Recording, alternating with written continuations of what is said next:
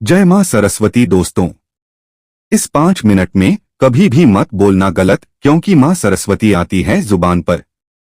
हम अक्सर अपने बड़े बुजुर्गों के मुंह से सुनते हैं कि हमें हमेशा शुभ और सकारात्मक बातें करनी चाहिए।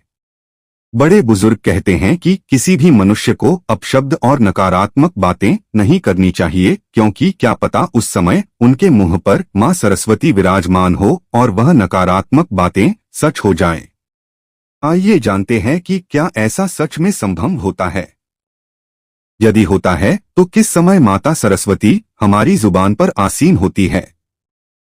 यह बात केवल कोरी कल्पना नहीं है और ऐसा वास्तव में देखा भी गया है।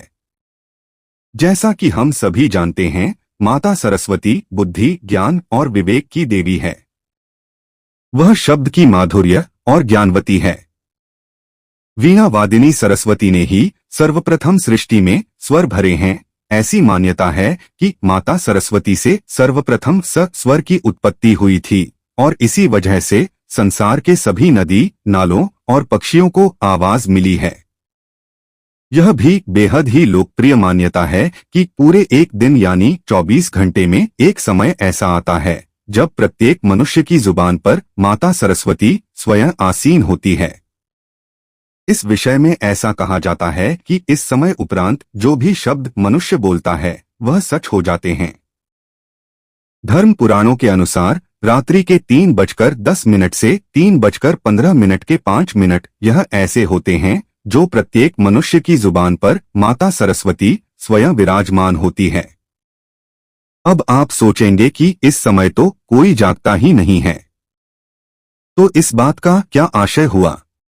लेकिन ऐसा नहीं है। यह वह चरम सीमा का समय है जब हमें किसी भी परिस्थिति में किसी प्रकार के अपशब्द या नकारात्मक बातों का वर्णन नहीं करना है। लेकिन इसका असर प्रातः काल तक रहता है, इसलिए आपको प्रातःकालीन यानी कि सूर्योदय से पहले और सूर्योदय के कुछ समय बाद भी किसी प्रकार के एक शब्द या नकारात्मक बातों का वर्णन नहीं करना है। यदि आप किसी के लिए बुरा कह रहे हैं तो वो सच हो जाता है, किंतु वही नकारात्मक शब्द पुनः वापस लौटकर भी आपके पास ही आते हैं। यदि आप इस समय के उपरांत बिना कुछ इच्छा के मां सरस्वती का स्मरण कर ले तो मां सरस्वती अत्यधिक प्रसन्न होकर आपको शुभ कार्यों के लिए आशीर्वाद देकर जाती है। इस समय के उपरांत बहुत से पंडित ऋषिमुनि यज्ञ कर रहे होते हैं। यज्ञ के दौरान ऋषिमुनि जिस भी देवता का आवाहन करते हैं वे प्रकट हो जाते हैं।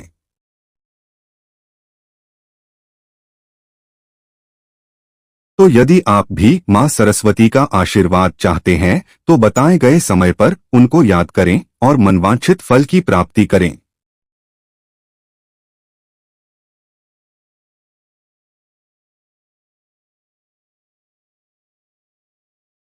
तो मित्रों, माता सरस्वती की यह कथा आपको कैसी लगी हमें कमेंट बॉक्स में लिखकर जरूर बताइए। और अगर आप हमारे चैनल पर नए हो तो चैनल को सब्सक्राइब अवश्य कर ले और वीडियो को अपने दोस्तों व परिवार वालों को भी जरूर शेयर करें। और आज की हमारी यह वीडियो देखने के लिए आपका दिल से बहुत बहुत धन्यवाद। बोलो जय मां सरस्वती।